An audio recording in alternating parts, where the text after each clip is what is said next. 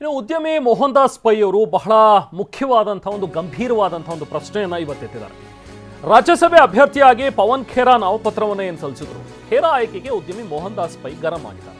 ವಿಷಯ ಏನಂತ ಹೇಳಿದ್ರೆ, ಕನ್ನಡಿಗರ ಅಲ್ಲದೆ ಇರೋರನ್ನ ನಮ್ಮ ರಾಜ್ಯದಿಂದ ಯಾಕೆ ಆಯ್ಕೆ ಮಾಡಿ ಕಳಿಸ್ತಾ ಇದ್ದೀರಿ ರಾಜ್ಯಸಭೆಗೆ ಅನ್ನುವಂಥದ್ದು ಅವರ ಪ್ರಶ್ನೆ. ಬಹಳ ಮುಖ್ಯವಾದಂಥ ಹಾಗೂ ಗಂಭೀರವಾದಂಥ ಒಂದು ಪ್ರಶ್ನೆ.